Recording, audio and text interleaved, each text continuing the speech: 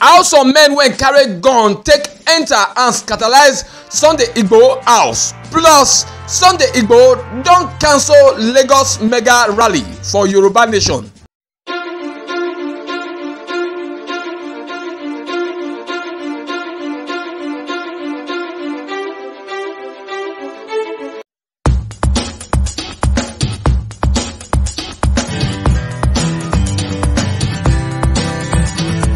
My country people, I salute una good morning, una good afternoon, una good evening. Sake of the time when the time be now on top that una location we honor for the look us for with tori informate track on top of Ogbonge TV channel when be KTV News 24 Naija. Abego, if this one are the first time when the you take a jam our news video like this, make you quick knock your hand for the subscription button and make you not forget to put your hand for the notification bell so that you continue to get our hot Ogbonge tori informate anytime it's share and we not come give you. My name na Stanley Okocha Eropadame. I'm missing on top the matter now to see na the tori when we say don't share inside this time on top Naija. Now make we enter the tori wella as it take share. Some men when they say them suspect to be soldiers them don't attack the house of Yoruba activists when them they call Sunday Adeyemo, when them still they call Sunday Igboho when they for soccer for inside Ibadan for Oyo State. Sake of the tori informate when they reach with studio so plenty men when they say them wear soldier uniform and carry plenty BB gun now enter the house of the Yoruba activists. According to Sunday Igboho talk person when them they call Oluyomi Koiki, two people nine be said they kpai on top the matter, even as in talk say the soldiers when enter the place carry the body of the two people when be said they kpai follow body come out. Photo them when the be say come out for inside the place show say blood dey for inside Sunday Igboho room plus plenty property when the be say them reach million of money nine days catalyzed. The motor them when be say they sit inside the compound come see get for all of their body sake of say they resemble gun shot. Oga Koiki come still talk join say the soldiers them carry some people come out for inside the house and one of them come be Igboho personal person when im name be Lady K. Inside the matter so Oga Koiki come still talk join say people wey be say the soldiers them carry come out they reach 13 and one of them still be Sunday Igboho wife. Now the video when it be say show say everything when it be say they scandalize for inside Sunday Igboho house. Now we bring on give una so make una look am as we take it am for inside we studio. I dey come back for more tori. Ẹ wo bọ́n ẹ ṣe property gbogbo àwọn mọ́tò pátá kò sí tí wọ́n fọwọ́ bà gbogbo ẹ̀ náà fi búlẹ̀tì bàjẹ́ ṣe ti rí mọ́tò eléyìí náà wọ́n bàjẹ́ ẹ wo àwọn ni wọ́n fọ́ báyìí ẹ wo inú rẹ̀ wọ́n fọ́ mọ́tò ṣe ti rí ẹ wo mọ́tò yìí jíwá gan yìí ṣe ti rí federal government wọ́n ti pè fógun báyìí o àfikán lógun mọ́tò yìí náà wọ́n bàjẹ́ gbogbo ohun tí wọ́n ń sọ náà ni pé mẹ́sẹ̀jì tán gìfò ní pé ká má lè lọ Lagos rally wọ́n dẹ̀ ṣe àwàdà ni ṣe rí wọ́n pa àwọn èèyàn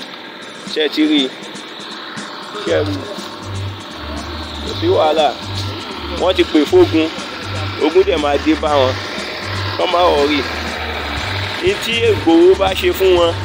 àbí ní tí agigators bá ṣe fún wọn bóyá ṣẹ̀ ní ká mọ̀ sọ wípé a fẹ́ gba òmìnira ara wa àbáwọn ṣe mọ́ ṣe ti rí gbogbo ẹ̀ ẹ wo báyìí ṣe inú ilé bàjẹ́ gan o àti ìnáfààní àti wọlé báyìí ni o inú ilé bàjẹ́ gan wọ́n bà nǹkan jẹ́ gan ẹ má jẹ́ ṣojú yín wọ́n bà nǹkan jẹ́ o ṣe ń rí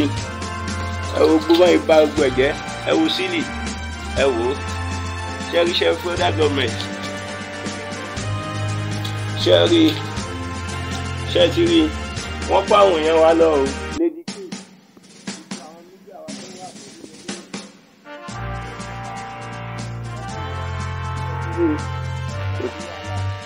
ogun.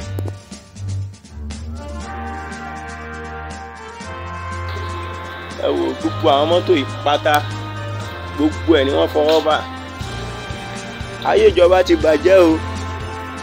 ayé wọn ti dàrú o ṣe é rí ibi tí wọ́n ti fọ́ mọ́tò yìí fífọ́ lẹ̀ ń wò yẹn o ayé wọn ti dàrú o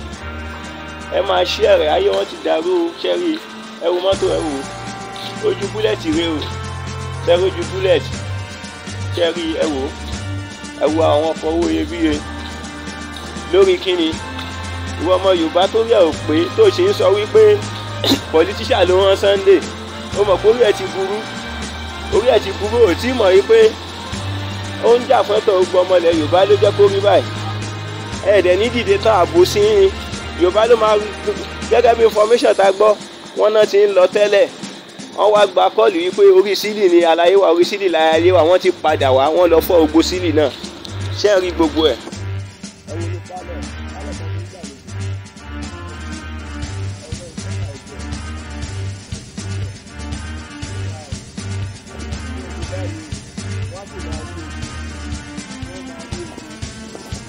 Gbogbo èèmù wọn ni pé káwọn ọmọ àlàyé kó lè mọ́ lọ Lagos rally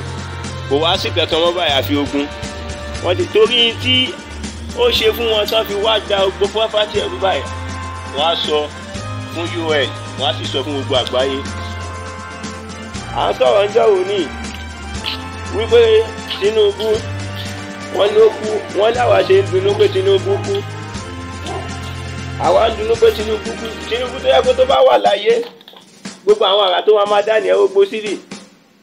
wọ́n ní kán padà wá kí wọ́n wá wo orí sílì bóyá máa mú àlàyé ṣẹ́tìrì àmọ́ wọn mọ̀ yín pé ọ̀sán àtòrò kì í pàdé ẹni ìṣe nǹkan tó bàjẹ́ ẹni bẹ́ẹ̀dì ẹ wò ó tó fi dé inú ilé private room àlàyé àti débẹ̀ lẹ́ẹ̀kan wọ́n ní ká máa wọ̀ ọ́ ní nítorí àwọn tán máa padà wá wo ìgbọ́mọjẹ́ evidence wọ́n pa èèyàn o.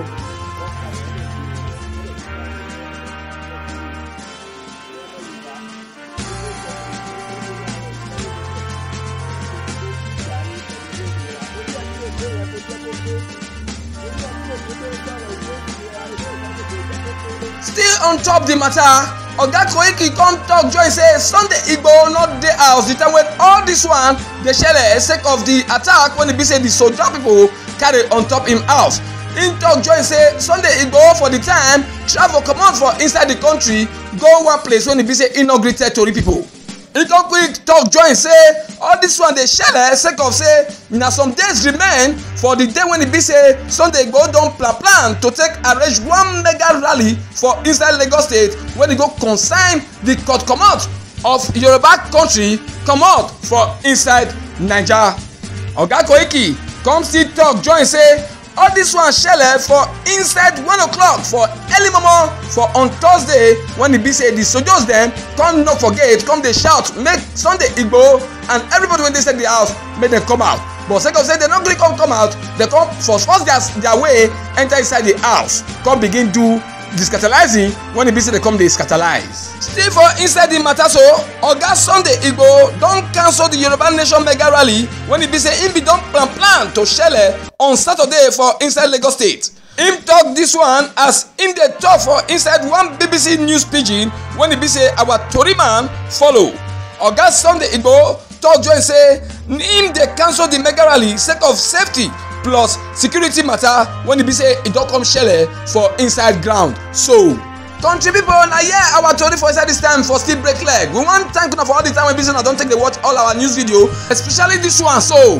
we wan still beg una say make una share this news video, make una still like am and make una still knack una comment put concerning how una see am and particularly how we take dey knack our tori give una how una see am. Make una no forget to knack and put for inside we comment box. Again we wan still beg una say make una follow us for all our social media handles especially for YouTube and all of them na KTV News 24 Naija. Abeg once you don subscribe for our YouTube channel make you no forget to put your hand for the notification bell so that you go continue to get hot ogbonge news story anytime e dey shele for inside Naija and we dey knack am give you. Until the next news video be say we go jam body again sake of the tori wey be say go don dey shele for inside that time. My name na still Stanley Okocha Eropaidame on top KTV News 24 Naija. I salute una well well done.